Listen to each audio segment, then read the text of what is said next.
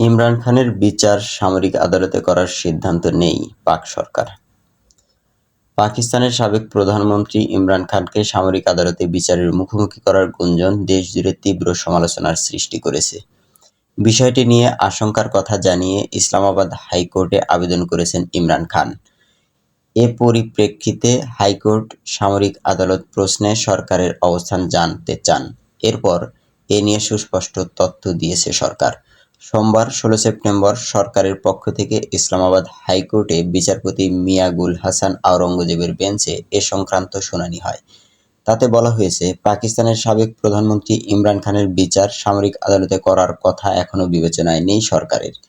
অতিরিক্ত attorney general AAG barrister Monawar Iqbal Duggal পাকিস্তানের কেন্দ্রীয় সরকারের পক্ষে এ বক্তব্য তুলে ধরেন।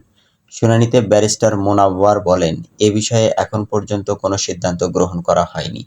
যদি সামরিক কর্তৃপক্ষ ইমরান খানের বিচার করতে চায়, তাহলে তাকে আইন মেনে তার মোকাবেলা করতে হবে। এর আগে ইমরান খান ইসলামাবাদ হাইকোর্টে আবেদনটি দায়ের করেন। সেখানে তিনি আশঙ্কা প্রকাশ করেন, তার গ্রেপ্তার ঘিরে সংঘাতের জেরে হওয়া মামলার বিচার সামরিক আদালতে স্থানান্তরে সরকার পরিকল্পনা করছে। এমনটি হলে তিনি ন্যায় বিচার বঞ্চিত হতে পারেন। এছাড়া একজন বেসামরিক নাগরিককে সামরিক আদালতে কি করে সোপর্দ করা যায়, তাও প্রশ্ন তোলেন তিনি।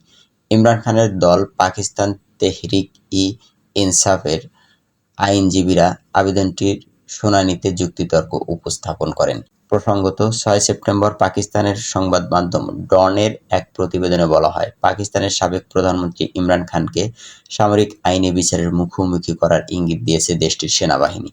সামরিক বাহিনীর সদস্যদের ব্যক্তিগত ও রাজনৈতিক স্বার্থসিদ্ধির জন্য ব্যবহারের বিরুদ্ধে আইনি পদক্ষেপের বিষয়ে সতর্ক করেছে তারা।